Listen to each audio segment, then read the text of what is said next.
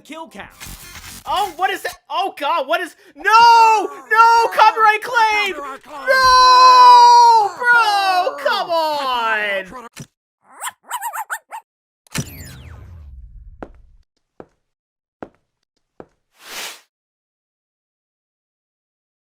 Hey guys, my name's Dan, and today's reaction comes from Dead Meat.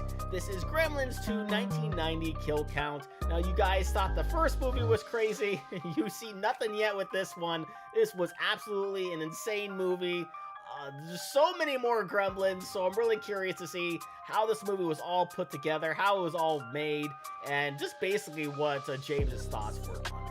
So before we get into it though, if you enjoy other Dead Meat videos, I react to a ton of them for you and many more to come. If you want to see future reactions that I do, you can right below this video, click the like button, the subscribe button, and ring the notification bell, because I'm going to let you see past, present, and future reactions that I do, but also helps me with the algorithm, helps get more eyes on my channel. And speaking of eyes on channels, go on over and support Dead Meat if you haven't already. I'll leave a link to his channel along with many other things down in the description. And without any further ado, let's go. Welcome to the kill count, where we tally up the victims in all our favorite horror movies. I'm James A. Janice, and today we're looking at Gremlins 2, the new batch, released in 1990, 6 years after the original. Gremlins 2 proudly mocks the very concept of a Gremlins 2, which Joe Dante thought should never exist in the first place, even though Gremlins was a record-breaking hit for Warner Brothers. The first one is Warner's third highest grossing film ever. Dante felt the original had a proper ending, and was too worn out by its stressful puppet-filled production. He declined to make a sequel that would only be for profit, despite how much the studio wanted it. Warner Brothers spent the 80s trying to do it without him, with ideas that included sending the Gremlins to Las Vegas and, of course, outer space. Eventually they caved and gave in to Dante's demands so he would give them a sequel. And what did he ask for? 5 times the budget of the first film and complete creative control. Nice. I know people think of the director as a film's highest boss, but they're not. And complete creative control is not common for them to have. Sure. Dante decided to wield this power with absolutely no responsibility, making a self-deprecating, self-aware sequel that was sure to alienate audiences. He and returning star Zach Galligan called the result Unfiltered Dante. Gremlins 2 moves away from horror entirely, turning the Gremlins into wacky villains who are basically cartoon characters. Dante clearly has a love for that kind of thing, thus this movie's opening segment featuring Bugs Bunny and Daffy Duck. And thus why he'd go on to direct Looney Tunes Back in Action, which I maintain is easily the best live-action Looney Tunes movie. Suck it, Space Jams! Gremlins 2 annihilates the entire concept of sequels. The original Gremlins exists as a movie within Gremlins 2, and Gremlins 2 itself is revealed to also be just a movie. It's straight up manic, with gag after gag, and no real focus on story beats or realism.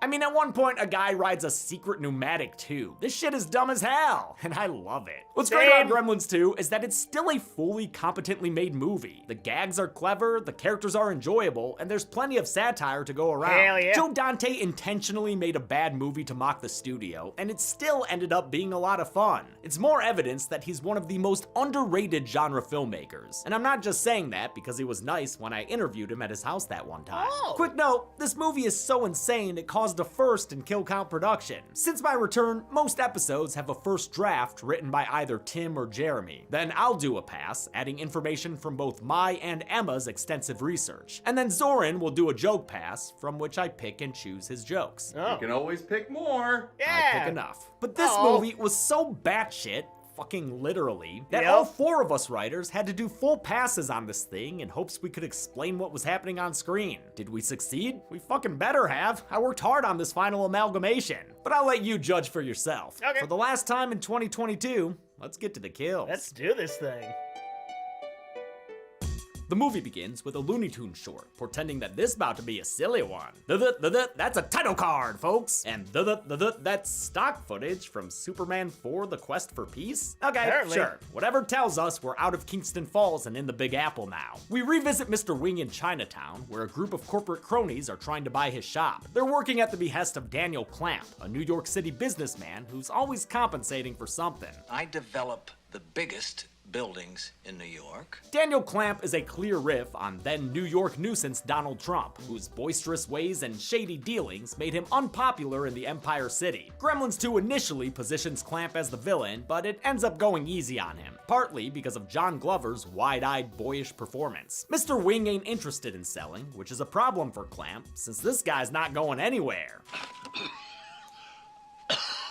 The death of Mr. Wing removes the last obstacle to developer Daniel Clamp's long-delayed Chinatown project. Okay, never mind. Wing dies of off-screen-itis, a deadly disease that afflicts nearly 60% of all kill count victims. With no one around to run the store or check on any weird primates left behind, the demolition crew lets her rip. Oh damn, compared to his range of motion in the first one, Gizmo might as well be doing parkour here. I mean, Gizmo can walk now, though he might want to walk a little faster than that. Across town in Times Square, we meet back up with Billy and Kate, who are saving up to get married by clocking into corporate jobs at Clamp Tower. The skyscraper, played by 101 Park Avenue, is modeled after Trump Tower on 5th Avenue. Other Trump influences on Clamp include his autobiography, which looks very similar to Art of the Deal, as well as his obsession with metallic decoration, only Clamp uses silver instead of gold. Kate's moved on from slinging drinks to slinging facts as a tour guide, and Billy is, the concept artist for this movie. His chain-smoking boss is Marla Bloodstone, whose attitude is as dramatic as her choice of lipstick. It's a nuclear meltdown disaster, I mean it. Billy's trying to get promoted, but that's gonna be hard with Security Chief Forrester getting all up in his shit over a potted plant. Forrester is played by Robert Picardo, another Joe Dante regular and silver medalist in the Werewolf Transformation Olympics of 1981. After they decided against making Clamp the villain, Forrester picked up the slack. He shows it by firing fellow Dante regular Henry Gibson. That's an unauthorized break period, my friend.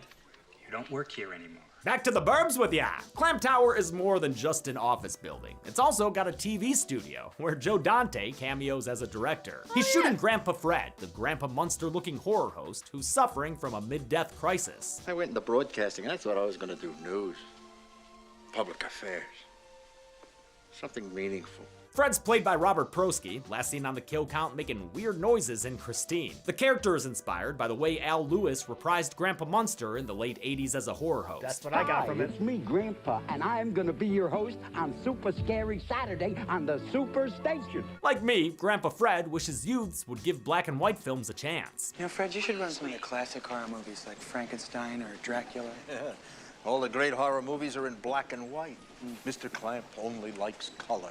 This is a direct shot at TV mogul Ted Turner, the other inspiration for Daniel Clamp. Turner colorized lots of black and white movies in the late 80s for his TV stations. You know, for anyone who wished the zombies in Night of the Living Dead looked a little bit more like piss. Clamp Tower also has a genetics research lab. Sound crazy? It is! But it's got a fun name, the Splice of Life, and an awesome evil scientist in charge. The horribly named Dr. Catheter, played by legendary winner at life Christopher Lee. His cloned flunkies Martin and Lewis show him their latest acquisition, Gizmo. They make him dance to Fats Domino, which shows off how far the animatronics had advanced. Looks really Original Gremlins effects artist Chris Wayless was unable to return for the new batch. He was busy doing effects for and directing The Fly 2, Fly Harder. His replacement was Rick Baker, one of the most successful special effects artists of all time. He redesigned Gizmo from the paws up, and even made him cuter than he was in the last movie. But his cuteness doesn't help him escape Sauron's grasp. Billy's tipped off to Gizmo's whereabouts by a delivery guy played by Raymond Cruz, who we saw in Alien Resurrection, and who you've probably seen in Breaking Bad and Better Call Saul. His future co-star Dean Norris appears at the end of this film as a SWAT team member. Move, sir!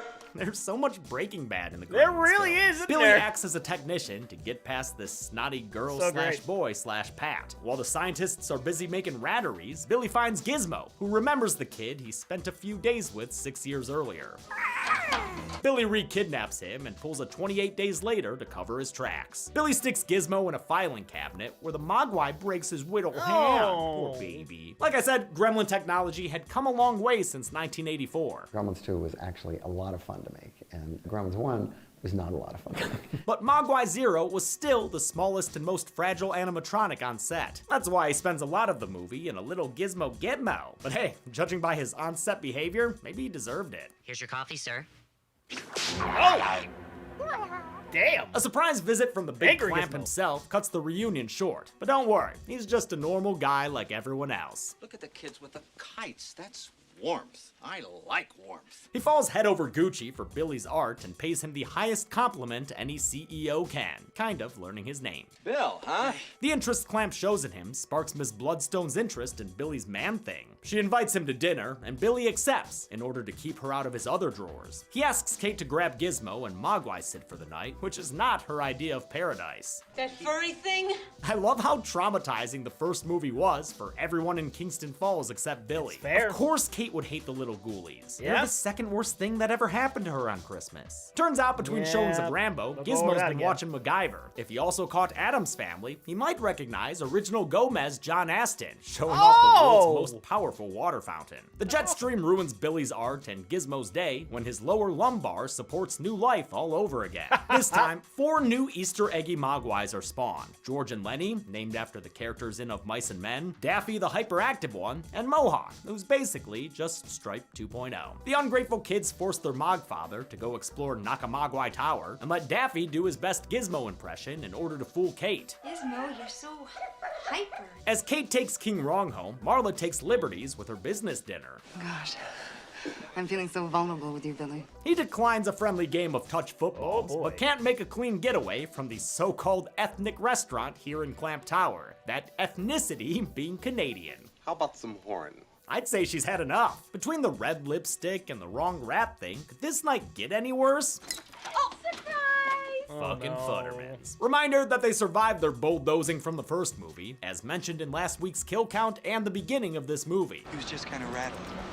Well, I guess having a bunch of little monsters drive a snowplow through your living room could kind of do that to you. Well, he was almost killed. They're coping pretty well with the goblin trauma. Murray's nationalism hasn't skipped a beat. Do you know they got Russian guys driving cabs in this burg? By the time Billy and Kate try to swap Gizfo for Gizmo, it's after midnight, and the other furry fiends are taking snack baths and returning composer Jerry Goldsmith's Rocky Road. Damn, this Froyo place open after midnight? Tell my Apparently. DoorDasher where it at. They can just look for the place that's loud as a club. It's even got an after-hours Chippendales dancer as a manager. While most of the exterior shots were filmed in New York City, Gremlin 2's interior scenes were shot on sound stages at Warner Brothers Studio in Burbank, California. Jim Spencer returned as production designer to create this massive mall set, which cost between $6 and $8 million to make. With fully stocked shelves and working elevators to its second floor, it was one of the biggest sets ever built at Warner Brothers. It was designed so that you could take a camera and go into every store and go up elevators and out and shoot all sorts of things in continuous takes if you wanted to, That's and incredible. we did at times. Billy tries to avoid a repeat of the first film by shutting off the building's water supply, but he's arrested by Burb star Rick Ducommun as a security guard who releases the Duffel Daffy. Better stop that little monster before he eats something. He already ate something. Oh, too late, I guess. Yeah. Just don't let him snort baking powder then, or else he'll have muffins growing out of his nose. Kate posts bail at 9 o'clock sharp, but by then, we've already got a 3-grem omelet cooking. And Gizmo ain't gonna be much help. The gremlified Mohawk grabs the Mogwai and channels the first movie's crew as he tortures him with bright lights, Velcro, and making copies. 1990 was a great year for photocopy gags in horror movies. After Marla tries to get more sex blood from Billy Stones, she's caught by Kate, who decides they should divide and conquer. Billy preaches the 3 commandments to the building security team, who responds like snarky commenters online. What if one of them eats something at 11 o'clock, but then he gets something stuck in his teeth? What if they're eating in an airplane and they cross a time zone? The filmmakers knew the rules were flimsy the first time around, and this was their chance to officially poke holes in them. I mean, it's always midnight somewhere. Oh, wrong kind of poked holes. Yep, the Play that's Pals what you worker get. survives the attack, and we get a great first look at Rick Baker's ooier gooier gremlins, now 100% more bald and slimy. Wait, does slimy count as wet? What about the wetness, Joe? Billy scares off Mohawk, who, like his predecessor Stripe, is voiced by the Cave of Wonder that is Frank Welker. Howie Mandel returned as Gizmo, of course, and other gremlin voices were done by Mark Dodson, Nancy McConnor, and Kirk Thatcher, whom we just saw in the kill count in Werewolf by Night. Sure did. Kate tries to keep calm and carry on with her tour-giving duties, but her Paula Deen pit stop is interrupted by a surprise surprise guest. Microwave Marge is basted into submission in a callback to the kitchen scene from the first film. But this time, George has learned from his ancestors' mistakes. He uses it against his human oppressors and triggers the sprinkler system. Before you know it, baby's got back babies. Ew, nature can be a little NSFW sometimes. Yeah, sure but can. Hey, we're getting a look at gremlins being born in real time. Looks like they come out fully formed, like those dumb-looking protomorphs or whatever. In the security room, Forster finally notices the creatures multiplying like Land Before Time sequels, but he still doesn't report it to the boss since he knows how busy CEOs can be. Let's do some memos. Unfortunately for Clamp, his receptionist gets replaced by a gremlin off screen, and that guy is way worse at dictation. Clamp gets some payback by sending this teenage mutant kind of turtle into the shredder. Is it weird if I think that gremlin would taste good with chips? Billy arrives with Forster to warn Clamp that they have to yeah, close it kind of does look like guacamole. building before sundown to keep the gremlins from getting out into the city. Clamp is 100% on board now, so they just need to meet up with Kate, who's currently stuck on a faulty elevator. Sound alarm. Damn you, Gremlexa! The gremlins and Russ Thorne attack Kate, but she manages to fight and fight and fight and fight and bite until village person Daffy sends the elevator plummeting to the ground. Kate survives, but the gremlins get turned into Nickelodeon slime. It's a little confusing to count these out of focus shots, but the top appears to have 9 gremlins and the busy bottom about 19. So let's put 28 on Daffy's I'll go tab. with that. Crashing elevators can't stop all the gremlin mayhem, and they wind up on another TV set with famed film critic Leonard Maltin. He's giving a review of the original Gremlins film. What's So fun good. about a movie full of ugly, slimy, mean-spirited, gloppy little monsters who run amok and attack innocent people? In real life, Maltin also gave a scathing review to the first Gremlins movie, calling it icky mayhem. Dante invited him to cameo in the sequel as the movie police, and Maltin agreed to come on and get killed by some gremlins, Yeah, why sticking not? their nasty Sounds claws fun. down his throat. Despite his untimely demise, he gave Gremlins 2 a much better review. Over at the science lab, all hell has broken loose. What on earth is going on? Said the man holding a pod from the original Invasion of the Body Snatchers, which appeared in the first movie as well. In fact, Nice. Dr. Cushing Catheter How about is that? one gobbledygooker-sized Easter egg. He's played by Christopher Lee, of course, who played Dracula in the Hammer horror films. The character's first name Cushing is named after Peter Cushing, who always foiled Dracman as Van Helsing. The Gremlins break into the Noun Project labeled potion beakers, allowing true cartoon insanity to unfold. Their escapades give us all kinds of gremlins, like Vegetable Gremlin, Electricity Gremlin, and Bat Gremlin, which works as a nice nod to Mr. Lee. This scene is, of course, what inspired one of the greatest Key and Peele sketches ever. You just said noun and gremlin, like you playing Mad Libs. You just like a child. You have the brain of a child. If you've seen this movie, you have to watch this sketch. I have It's to go the back and best see that. form of esoteric humor. A lot of these extra gremlins were conceived of by Rick Baker. He was initially hesitant to work on a sequel with creatures he didn't create, but agreed to the job as long as he could make more diverse gremlins and mogwai. Every day that we shot, we made up stuff. You know, Joe says, you know, what are we gonna have him do today? You know, it's like, well, I don't know. What do you want him to do? He goes, well, you know, have him throw stuff, you know. I love how everyone has a Joe Dante impression. No, I don't think there's too many gremlins. You could probably have even more. The leader of Noun Gremlins is Brain Gremlin, whose thinking juice allows him to talk. I wanna talk a little bit about what's going on in this room, because I think there are some fascinating ramifications here for the future. The now nearsighted Brain Gremlin is voiced by the departed Tony Randall, best known as the uptight Felix in the Odd Couple TV show. With the power of thought, Brain Gremlin injects Bartok Gremlin with genetic sunblock. It allows the Daybat to escape, leaving only cross-promotion in its wake. The Bat Gremlin's movements are mostly done through old-school stop-motion, using puppets created by Doug Beswick. Beswick also created the stop-motion puppet for the dancing Deadite Linda in Evil Dead 2. The puppets used ball and socket joints for their points of articulation, and were covered with a flexible foam latex that was painted by hand. Lucky for New York, Bat Gremlin restricts its attack to one fetter man and one fetter woman. Murray's weirdly specific PTSD crawls out of its mental dungeon, and he attacks the Bat Gremlin, covering it in wet cement until it looks like a gray peanut butter baby.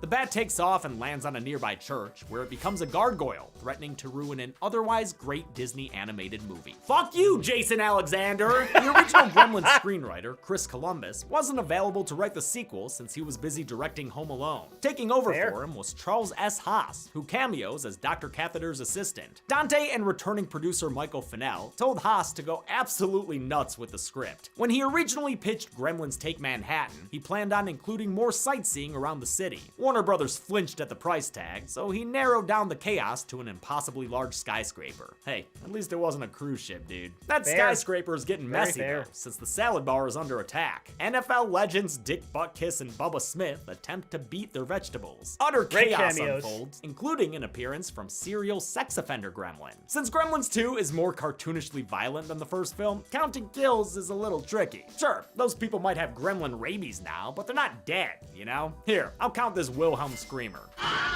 If that sound effect is good enough to kill a stormtrooper, it's good enough to kill this guy. As an evacuation occurs, Billy arrives to hear Catheter give a redemptive monologue. There's some things that man is not meant to displace. And some things they are, like a film reel, but not in the middle of the movie. Come on! These gosh dang gremlins have gone more meta than Scream. They swap out the movie's third act for an old nudist exploitation flick that may have inspired that DOA Extreme Beach volleyball game. This massive breach of the fourth wall was inspired by one of Dante's favorite movies, the Olsen and Johnson comedy Hell's a Poppin' from 1941.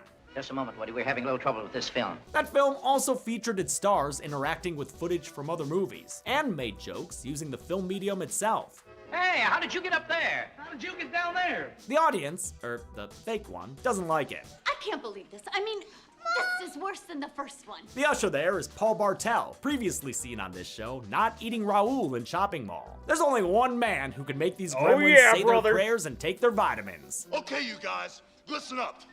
People paid good money to see this movie. I'm glad wrestler actors have gradually gotten better and better. This was Hulk Hogan at one of his most popular points. He was in the middle of 2 back-to-back Royal Rumble wins and a mercifully short string of starring movie roles. Hogan hulks up and yells at the gremlins to finish the movie, and they oblige, lest they get themselves body slammed like Andre. When it came to this infamous meta moment, Warner Brothers was afraid that real audience members would think the film actually broke and walk out of the movie theater. Test audiences proved them wrong, but when Dante and Company made an alternate interruption exclusive to the VHS, rental stores did get an awful lot of returns. And for the record, if you're watching that version, it adds 3 more gremlin kills to the count, courtesy of John Wayne. Consider that your cut comparison. There was no new sequence for the DVD release, but a Belgian fan named Sasha Feiner made their own version as a short film in 2008. Fun stuff, since it sees the gremlins inserted into a bunch of movies, including The Exorcist and The Beast from 20,000 Fathoms. That's Finally, amazing. for the novelization of the film, this part sees Brain Gremlin attacking the author and writing the next couple of pages, during which he discusses a Gremlins manifesto. Back in Gremlins 2, like the real Gremlins 2, Grandpa Fred has failed to drop dead and is fulfilling his dream of becoming a news anchor. His one-man crew is Mr. Katsuji, a wayward member of Kate's tour group. Can you work a TV camera? Work a camera?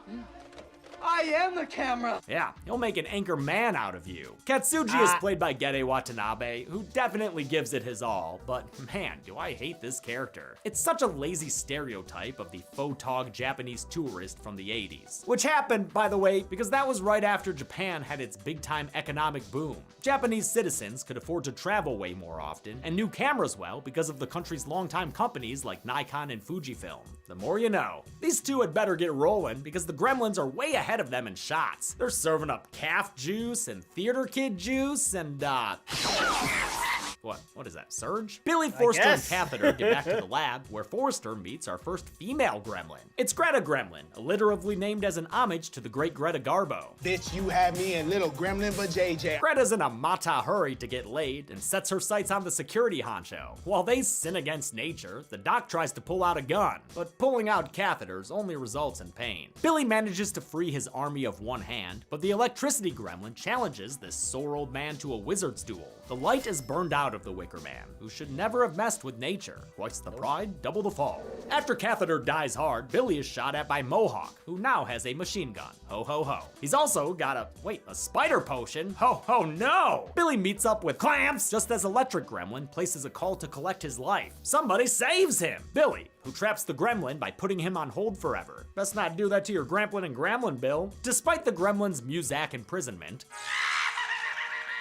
Clamp figures this is the end of the world. He changes his TV station's programming accordingly. We hope you have enjoyed our programming, but more importantly, we hope you have enjoyed life. This is based on an actual tape Ted Turner kept on hand in case the Cold War got too hot. There's also an excellent, creepy as fuck horror take on it on Local 58, the scariest YouTube channel I've ever watched. They hatch a plan where Billy will do most of the work and the boss will take all the credit. They'll trick the Gremlins to the lobby by setting the clocks forward to nighttime, then drop a big fake night sky curtain and give them some of that world famous New York sunshine. Clamp uses his pneumatic bank tube of an elevator to get outside. Ooh, any dum-dums in there? Mr. Futterman sees him and somehow avoids the entire city's eyeballs as he slinks into the tube to get inside. Meanwhile, Grandpa Fred says, fuck it, he'll do it live! He does a sit-down interview with Brain Gremlin, which shows off how well Tony Randall's voice performance was served by Rick Baker's animatronics. Baker used a machine called a Gilder fluke to interpret Randall's pre-recorded dialogue into muscle movements on the puppet's face. First, they'd go through and program the upper lip, then go through again with the lower lip, then the tongue, and then finally the jaw. It took a while, but the end result is impressive. The interview goes well until Brain goes full Joker and kills a gremlin wearing a silly hat. Was that civilized? No, clearly not. Fun, but in no sense civilized. I love Fred's casual get the fuck out of here move. He ain't going out like De Niro. Kate finds Marla caught in a spider web. The femme fatale admits that she hit on Billy, but that he was a good loyal boy. So Kate seemingly forgives her, just in time to see an oncoming spider gremlin. With Billy and Mr. F miles away, or maybe like a room away, hard to tell in this place, who could come save Kate and Marla? Oh shit yeah, OG Grogu! Yeah, where the hell you baby. been, little buddy? Oh, that's right, getting absolutely tortured by Stripe V2 Mohawk, who has now become the Spider Gremlin. Gizmo's been montage training so he can take his revenge. Equipped with the staples of war, Gizmo shoots his Gizmo into the Spider Gremlin. It kills him, burning him down into a patented, gross, gooey gremlin mess. If melting gremlins ain't enough of a direct reference to the first movie for you, don't worry. Mr. Futterman mentions Abraham Lincoln, which triggers another horrifying holiday story from Kate's childhood. This man with this Honey, beard and a hat looked just Yeah. like Abe Lincoln. He's doing exactly what we're all thinking. He's like, please not now. It's not the time.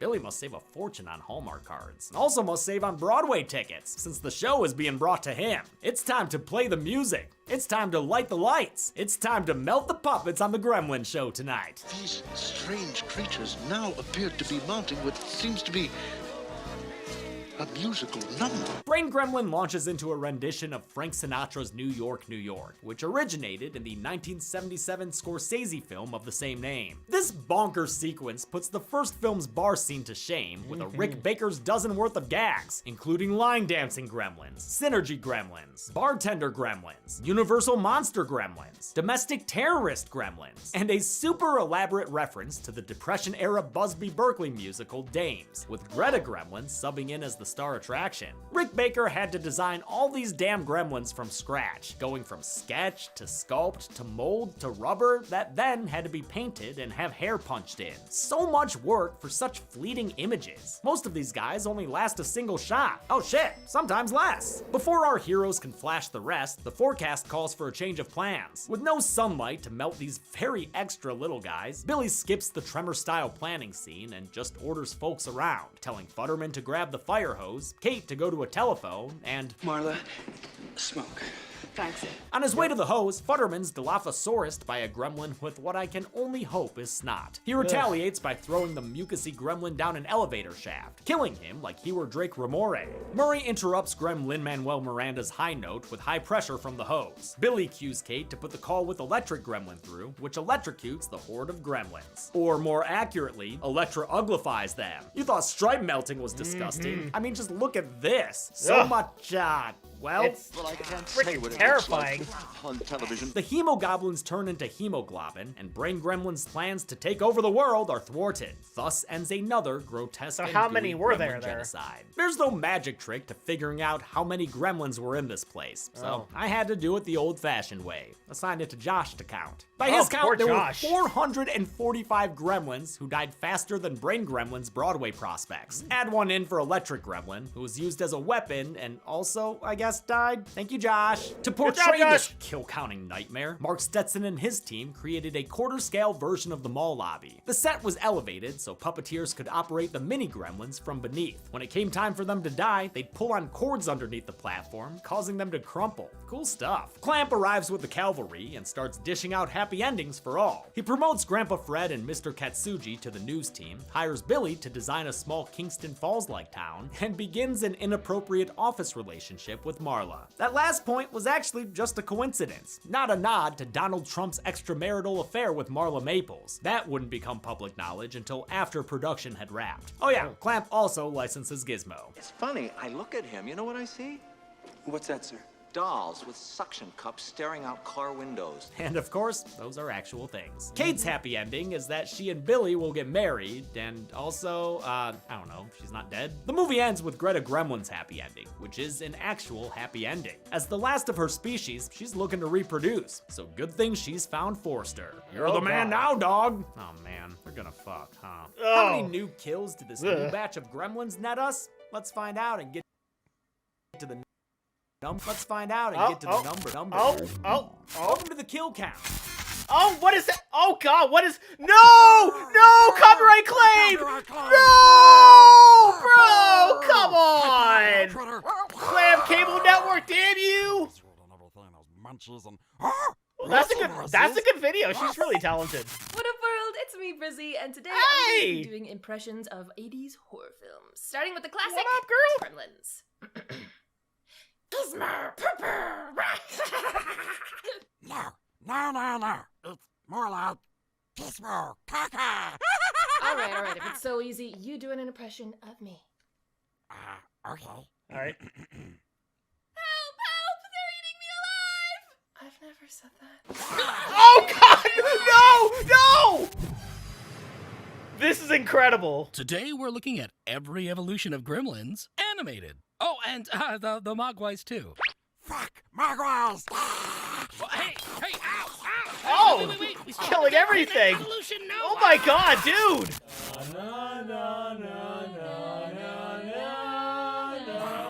How many other YouTubers are jumping in on this? What did we learn from Snow White? Oh, and an old Deadbeat video.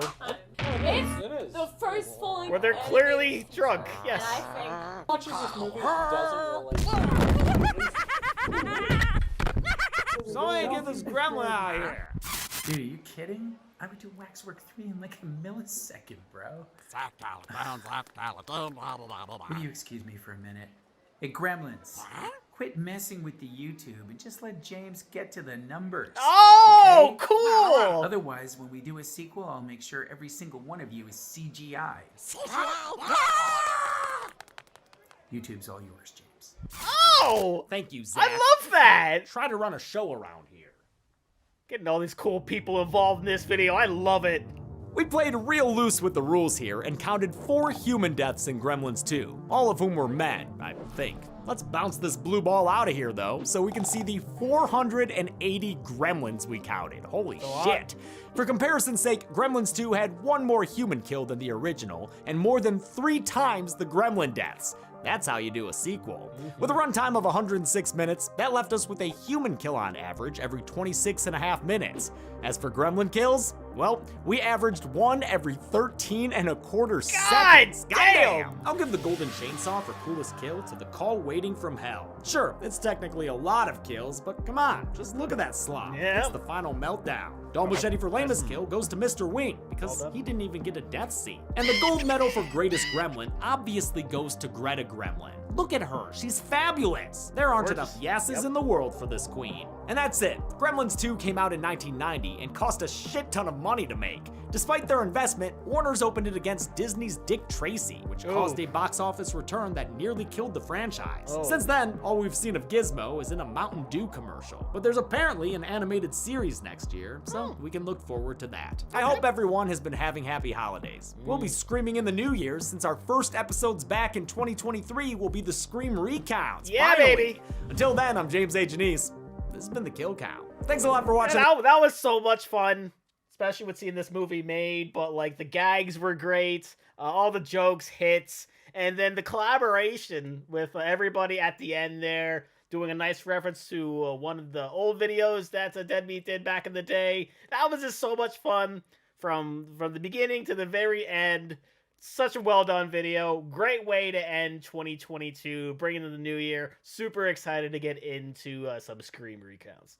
So that's going to do it for me here. Before I go, though, I want to give a huge shout out to all my $5 and up supporters on Patreon. Luchadoric, Cruising, Woodward 310, Multi-Disturb 666, Jordan Bird, Lauren Davenport, Kester, Kronich, Amber K, Raymond Bright, Joshi, Roadrunner 1967, Chris Curtis, Jeremiah McCarroll, Jose Acevedo, and Love Row. And if you too like to have your name read in each and every one of my videos, plus many other fun goodies, maybe having me react to a past Dead Meat video or two, or checking out daily anime reactions, please head on over to patreon.com/Reactor. Link will be right there, and in the description with many different tiers for you to choose from. And if I have an easier way to get in contact with me, then we talk a little bit about Dead Meat, maybe talk a little bit about Gremlins, please head on over and join the channel Discord. We can also chat with others about other reactions that I've done, find out just a little bit more about me or about this week's reaction schedule. And with that being said, comment down below. Let me know, what did you think about Gremlins 2? Please leave a like if you enjoyed. Also want to see past reactions I've done to other Dead Meat videos. Got a nice playlist right over there for you. Share this video. Subscribe if you haven't subscribed already. Ring notification bell because of new videos every single day.